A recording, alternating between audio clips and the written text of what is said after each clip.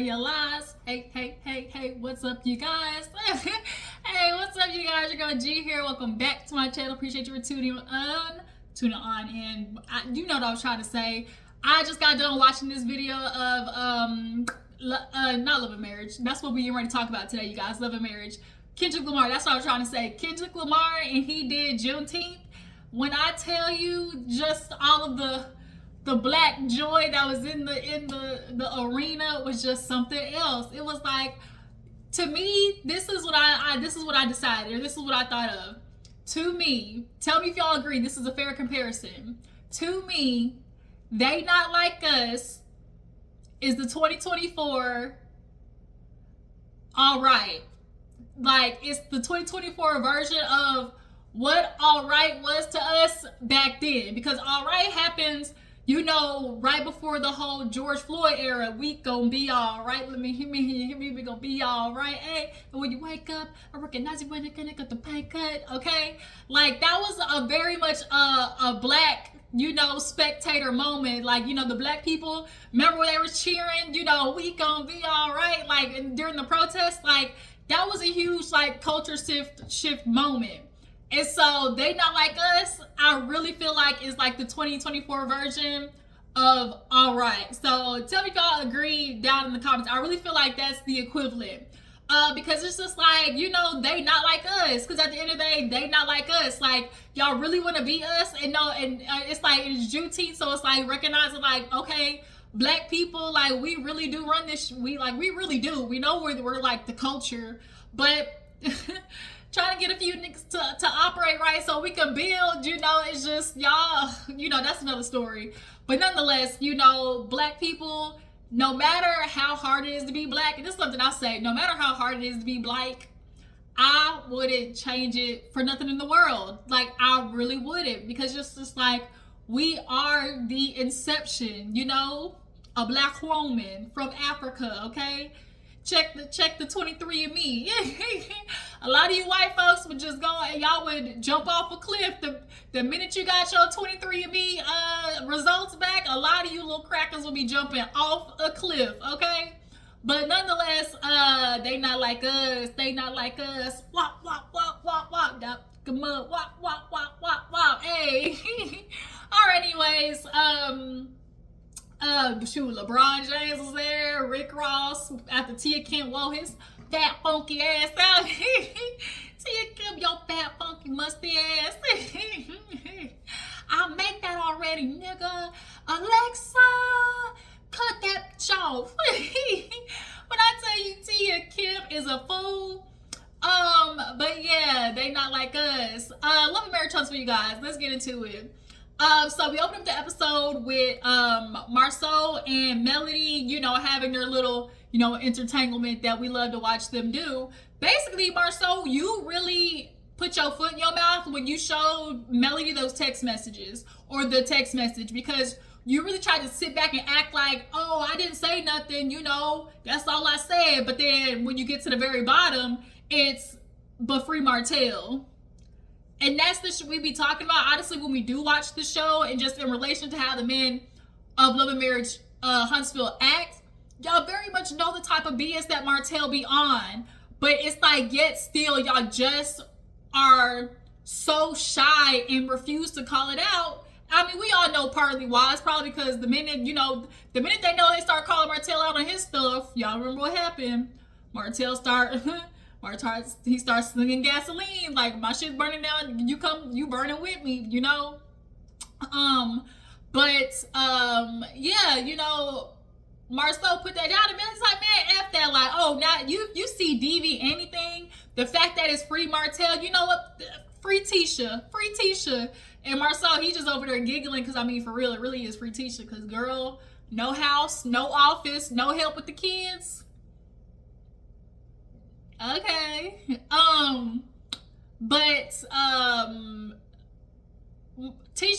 Melody was like, that's just really effed up. He's like, well, you know, I didn't say nothing. Especially, you know, I just kept it quiet until, you know, we found out, man, this was something for 2 years ago. So what? Like, so what if it was something from 2 years ago? Like, for real? the fact that like Marsau is just, he is just such a misogynist, it's not even funny. So what happened after that? So then, you know, here's let's get to now matter of fact, now here's let's get to the real root of this bullshit too. A lot of them are not going to stand up for Melody because of the deplorables, as Marsau likes to call it. Even though Marsau could have been for Melody, first things first, he wasn't really gonna stick up for her because they're too hell-bent on feeling salty about the millimeters, let's just say it. But I will give Marsau a point for, I do agree with him on this part, because Melody was like, why didn't y'all reach out or whatever? And he was like, first things first, like, because I know what the reply was gonna be, who this? And Melody, we gotta be fair in that aspect, because when you and Stormi first fell out, that was the issue that Stormi had, because she was like, bitch, I was trying to reach out to you, and Melody, you kept saying you got my old number or my new number, and it was like, well, girl, she's like, you know, if you didn't got my new number, then it's like, so why are you talking about, oh, you didn't reach out to me, but I didn't have your new number to reach you? And she, because Melody was on her whole, you know, like, oh, if you don't have, you know, this number, you know, I got 2 trap phones, you know. And so it was just kind of like Melody was on moving like that. So didn't nobody really know if they could reach out, or if they were going to reach out, what was really going to be the response. So Melody, we got to be fair in those regards of them feeling like, kind of like, I don't know if I should reach out or not, you know. But, you know, back on it though, you know, it still doesn't negate how Marsau was just moving real fugazi, and how he, you know, picks sides when it comes to the Martell situation. But then, you know, the millimeters, like I said, that's like an Achilles heel for everybody on this cast right now. And so he's like, well, you don't be saying nothing, you know, your deplorables, you know, miserable people, they be out here, you know, and, you know, causing havoc, and, you know, you don't say nothing. And she was like, what do you mean? She was like, you want me to say something to a whole group of strangers that I don't know and that I can't control, but when I ask you to, you know, call Miss Wanda up on her bullshit because she be steady talking about me, it's, well, I can't say nothing, you know, that's, shoot, that's, you know, it's Tisha's like, that's my mama, that's how she feel, you know. You definitely, like, Tisha, you ain't slick with this one, because you might not have had to put a battery in your mama's back, but you definitely were spreading gunpowder and just letting your mama will hold, you know, 1980s, you know, jail, black card jail, swooped bun roll self. Okay, but them steam fresh pressing curls and that little top old, you know, 90s mean cornrow bun. Potato roll bun in the back of her head. You know, and then you lay down gunpowder and then just let Miss Wanda just set the shit on fire, walk on behind you, just dropping gasoline for her to light on fire, because you know she quick with it with the mouth. So it's just kind of like, Tisha, you can't put a, well, I can't stop my mama, and that's somebody you know. That's your mama. So that's like somebody you know, versus Melody and like complete strangers. So let's just kill that right there. So Marsau, he know he really effed up with Melody, so she's like, with that regards, man, bump that. I'm out of here. F you. And the horse she rode in on. Thank you for your tea. It was so good. I'll be back. So let's move on. So moving on, I want to go ahead and knock this out because basically it's in contingent what Marsau just did. So I'm just going to go ahead and talk about it. Marsau and Tisha actually meet this episode too. He basically fills her in on, you know, the conversation that he had with Mel. And, you know, he came to Tisha, well, you know, she made some valid points. You know, Marsau's always going to see validity in what Melody say, but don't never see no validity in what Tisha be having to say sometimes. He showing how to listen to Mel. He showing respect Mel a different way, because we just gonna call it what it is. Like, Marsau ain't got no respect for you, Tisha. Point blank, period. That's just what it is. But I digress. But yeah, he basically fills her in and tells her how she was like, you know, don't say nothing, don't speak on it, because, you know, when people come to me, you know, I don't say nothing, I'll be on mute, you know, everybody on mute. Okay, she be on mute. And so, you know, he was like, and she was like, well, didn't nobody say, like, it was Martell or something like that. She was like, they thought it was you and la-di-da. So then he tells her, well, also she brought up the fact, the millimeters. Or he brought it up to her, and he's like, but she did have a point. And she was like, what point did she have? He was like, well, because I brought up to her, like, you have your crazy fans. Like, and that's the thing with all of them, feel like Melody incites them. Now, I don't recall ever seeing Melody like incite them. But also, too, there is a thing of like, you feel like these stars, yes, it's like, yeah, don't be out here Nicki Minaj and adding fire to the flame or flaming the fire, for your trolls to be out here doing crazy stuff. But I don't think any of them actually believe that Melody has like incited them to do some stupid shit like the girl over there with Stormi, to go stalking her. Melody wouldn't be, y'all know Melody wouldn't like incite some stupid stuff like that. But it is just crazy to just have like the dynamic that is hypocrisy in regards to wanting her to control social media people that she don't know versus Mama Wanda. Here go Tisha with the bull. Miss, my mama, like, she say what she say. And he was like, well, Wanda, she has somebody, spoken about Melody and everything like that. And we all know Wanda just, talk. That's all she wanted to do. And that's why Melody, had to almost get her ass, and then so much so Mama Wanda was doing so much ruckus, even Kimmy had to be like, yo, like, back up, fool, like, bag. So, Tisha, I want you to sit there and act like you can't control your mama more than Melody can control strangers. So, let's cut that out. But nonetheless, y'all see I got a new employee. She's cute. Married for a year. Yeah, so she was a little cutie pie. But, yeah, so they talked about that. But moving on, Stormi, speaking of, Stormi meets up with Destiny, and Destiny been turning out little looks and stuff, this episode or this season in general. So it basically, was a quick little 1-2 because Stormi's like, I love Stormi's hair with that curly. I love like that little curly afro that she had. It was super cute.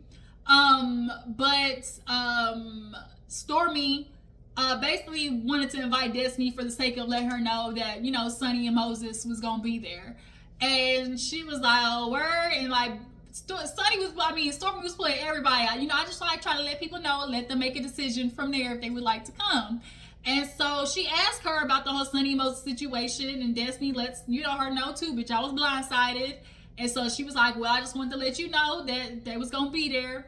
And she's like, I even talked to Melody, because they were talking about Martell, she was like, your friend gonna be there. And she was like, who? She's like, Martell, I want him to model or whatever. And so she's like, I told Melody, yada, yada. And so she was like, yeah, me and Melody were spoken. She was like, oh, for real? She was like, yeah, after the little Carlos, interview or whatever with Sunni and Moses, we kind of spoke. And Destiny's kind of like, is it real? Like, Destiny definitely is having an issue with Melody.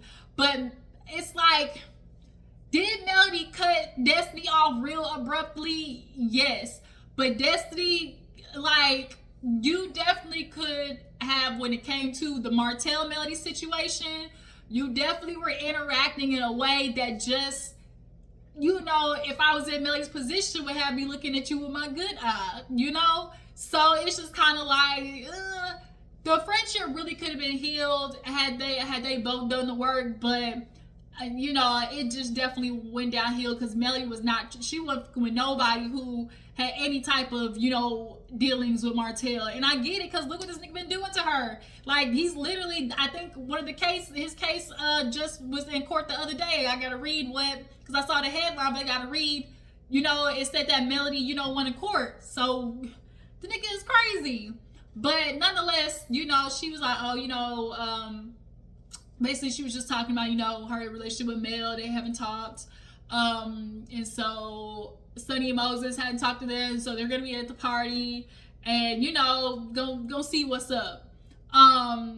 Did they talk about anything else in particular? I don't think so.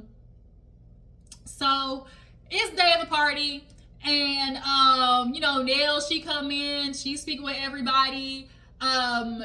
Stormi is showing, Trisha and Ken, how she's like, I want you to rub down on her arm, and Trisha's over there like, we doing what?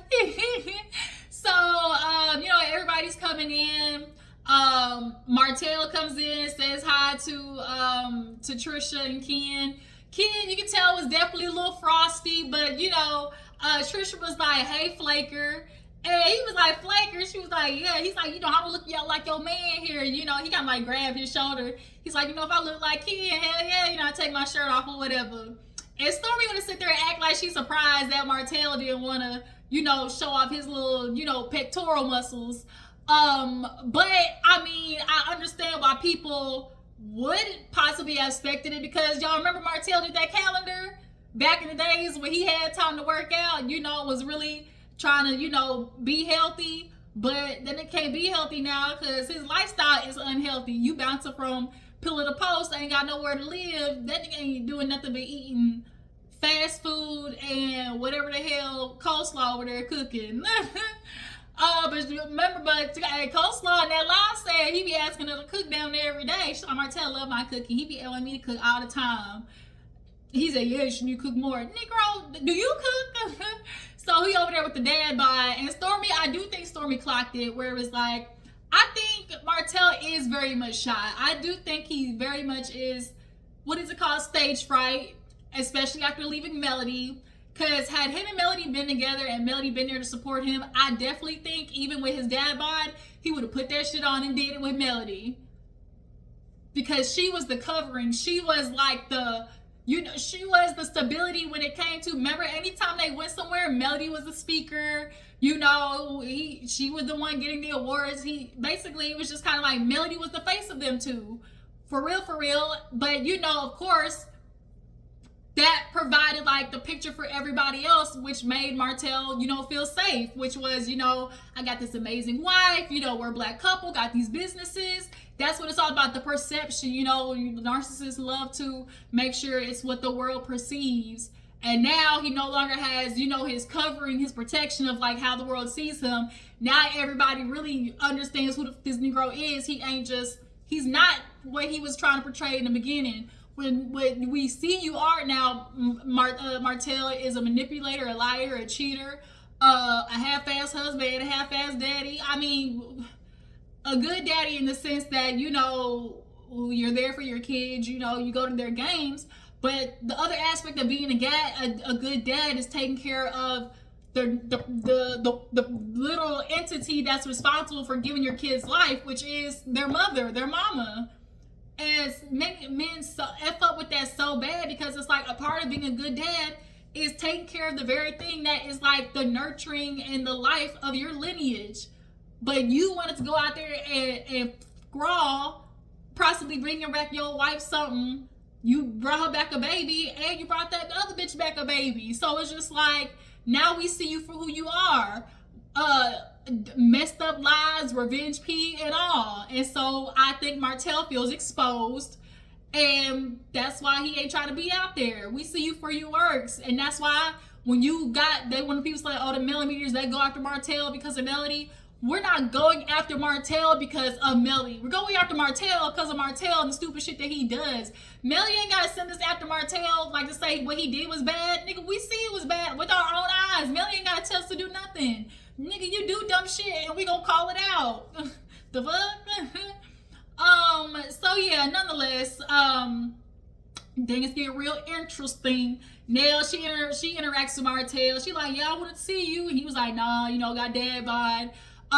But, Sunni and Moses show up. Nell goes over there to speak with Sunni. She tried to get the 411. Sunny's still telling the same tired ass story. Oh, we changed numbers in July, August. We didn't really know each other. She told Nell, because Sunny had been telling people that she knew Moses through passing, like, oh, hey girl, this my man, and shoom. No, bitch, you said had a whole dinner party with this man right next to you. You knew who the he was. But, Nell tried to give her the benefit of the doubt, okay? And Sunny don't deserve it, period. But nonetheless, hey, they was jamming over there at that party. I don't know if y'all heard in the back. How many drinks would it take you to leave with me? Do do do do. Girl, you look good. I don't know what I do when I waste my time. Back in my mind, I hope you say 2 or 3. Okay. How many drinks? All right. That's a jam. That is a banger with Miguel. But nonetheless, Nell had that conversation with her, and we didn't hear nothing new. Okay. So Sunni goes over there to basically Stormi was like, I would like to talk to Destiny, and Sunny's like, let me take these bitches to a private room, because she goes to Destiny was like, I would like to talk to you. And she was like, would you like to talk to, come talk with me? She was like, I wouldn't. But they ended up going back there, y'all. Destiny was looking good. Like I said, Destiny was looking good all season. But she goes back there to talk to Sunny. And shit, what I tell you, I don't fight. Hey, I don't argue. I just hit that. I hit that with a bottle. What? It wasn't a real bottle, but it was like what is it called? A metaphoric bottle. When I tell you, Destiny was over there wailing Sunny with this bottle, okay? Because here's the problem. Sunny is the type of bitch that argues like that, like the hood ghetto argument of like, girl, that's my man. Like, basically back and forth is, he mine. Well, at least I had him first. Well, bitch, he know where he stay. He know where he get fed at. Yeah, girl, he was with you, but he know where home is at. He's mine. You made a hand on one spot. I got him on a time. Go ahead and dry your eyes. He's fine. You made a hand on one spot. I got him on a time. Hey, that's another banger. But that's how the argument always goes back. Well, bitch, I had him. That's why you taste my pussy when you kiss him. Like, how I get. just mess. And that's, I think, the argument that Sunny was prepared to have with Destiny. But Destiny, as she said, in her healing era, hit her with like, bitch, I'm not gonna argue with you and have this dumbass argument. The real argument is, bitch, if this is how he treat me and you sitting here trying to call it out of how, he was not shit with me, then what the do you think you about to get? Like, she was hitting her with like, girl, the emotions, the logic of it all. First of all, you was my friend. So you sit there like, why did you want to talk to me? Why you go talk to a podcast, bitch? You waited till last minute to tell me. And I think why it was last minute, because she said 2 days before you announced that they both were married, I think that it was that long because Sunny tried to convince herself that she would be okay losing Destiny. I think she convinced herself for the sake of having, Sunny, God, he this could be my life, my future. I think she tried to convince herself that she was okay losing Destiny as a friend. But then the closer it got to, announcing date, she couldn't go through with it. She couldn't stand on business. And, she decided to tell Destiny. I really feel like that's what happened. And so what Destiny's like, bitch, what were you expecting me to say? What were you trying to hear from me? And so when they go back and forth, she was like, girl, you knew we was together. She was like, girl, because no, it wasn't because he was with some other chick. And she was like, girl, we was still, when did you get number? She's like, well, I got his number in August. She's like, bitch, we were still talking in August. No, he wasn't, because he was already back, talking with another girl. And so I was like, well, if he was talking with another girl with Destiny and you say that you were talking to him at that time, well, bitch, then you a side chick with Destiny too. Like, she's so focused on the narrative of Destiny being the side chick that it's like, are you not clicking that bitch that's you too? But also, dang, it was just in my mind. I really want to forget. Some bitch, new information. I didn't know Moses was locked up. Now it's starting to make sense when Destiny kept saying, oh, he was my friend. He was a person that I would call, when stuff was going down. Because when you're in prison, you ain't got nothing but time to talk. And I think that's what was happening. Destiny, was you with that nigga while he was locked up? That's what it's giving. Drop down the comment, y'all. Was Destiny with that nigga while he was locked up? Because they say he was married, and then I guess, the wife, dipped while he was, locked up. Because, bitch, I ain't no ride or die. And Destiny for her, because she always said that. I just remember, like, he was my friend for a long time. Like, he was a person that I could always talk to. So, were you his pen pal, Destiny? That's just my question. But nonetheless, back to it. you know, Sunny, you keep trying to say, you know, shun and shame Destiny, but she's hitting you with the bitch. Oh, you know, I'm the wife. Okay, and did you practice that? Like, bitch, I ain't no side bitch. And she was like, I ain't your bitch. Like, Destiny was on Sunny's ass. Then she walked away. She's like, girl, I ain't finna argue with you with your dumb ass. She's like, oh, I'm done. She's like, girl, play stupid game, win stupid prizes. And she was like, well, you know, she went over there back to the table talking about, girl, you dropped the ball and I picked it up. It's giving real. This is what Moses is telling her behind the scenes. Moses is hyping Sunny head up by simply telling her, oh, babe, they jealous, you know, you the one for me. Like, them other hoes couldn't, you know, hold a candle to you. Like, she's spitting shit that lame niggas and dusty niggas that ain't got nothing to do but spit game do, babe. You know, them hoes ain't you. They just jealous. They want what we have. I picked you. You know, that's why she keeps doing the, you know, I'm the one out of all the rest of them. He picked me out the rest of them. Destiny was like, girl, go ahead, whatever. So, you know, Nell, the episode ends with Nell, you know, checking in with Destiny because Sunny and Moses decided to leave. And so Nell goes outside and basically tells Destiny about the conversation that she had with Sunny. And this is where we actually saw a vulnerable moment for Destiny, which it's not that I had a hate for Destiny or like just a like strong dislike, but I knew a lot of people did kind of dislike Destiny. I just really kind of disliked a few of her ways, but I never really just had a hatred for Destiny. But I am glad that they're not just bringing Destiny on here for the sake of just giving them the rah. Like, give us real story. And like, Destiny was like, bitch, I'm hurt. Like, I lost 2 friends in this moment. The dude that I was planning life with, and then my girl, like my friend, like, for real. And so Nell was like, you know, I'm here for you. She's like, but it's okay. Life moves on. Like, Sunny, bitch, you use a sneaky bitch, but so is Moses, and Moses need to be getting more heat. Like, but the fact it's Sunny's approach that is making her, you know, target practice number 1, because it's like, bitch, do you not see how stupid you look? I'm ready for the reunion because this when you watch this shit back, like, ugh. But yeah, you got, oh shoot, no, the end, y'all Stormi is getting ready to get locked up. Courtney comes up to her, basically was like, yo, the police was looking for you. And Stormi was like, word? And why? So she called her lawyer. She got 2 warrants, y'all. Because one of the millimeters, you know, she's like, yeah, girl, you know that stalker bitch, you know, that was it. She is a bitch. She's like, that stalker, that millimeter. And she's like, all I did was cuss her out. When she said, cuss her out, bitch, Stormi, we know you. But if she a crazy stalker lady, I get it. Like, you know, you don't want to incriminate yourself. But we understand, like, if it's a woman stalking me, bitch, like, you stalking me. Like, when I see you, it's on sight. Like, I'm gonna whoop that ass. So you justified if a woman keep trying to follow you and, like, play games. Like, I'm gonna whoop your ass. And then if that girl was either messaging Stormi, which, because they said communications, harassing communications. So I'm sure Stormi, old girl, was going back and forth with the messages. You know, I could imagine that too. So yeah, Stormi, I get it, girl. You know, don't let nobody play in your top. That's all that is. But yeah, you guys, y'all drop down in the comments and tell me what you feel about this episode of Marriage Huntsville. I thought it was a really good episode. Trisha and Ken, you know, they robbed the body oil down.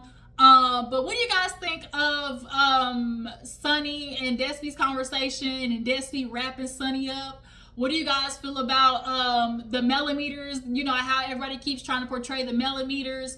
Is it fair to say that millimeters are in charge of the girls? You know, do you guys feel like Melody lives like in the grave place like Destiny says? And what else was I was gonna sit there and ask? I wanted to think about something. But I think that's it, y'all. But yeah, Twitter, Instagram, follow me. Y'all know what to do. Deuces.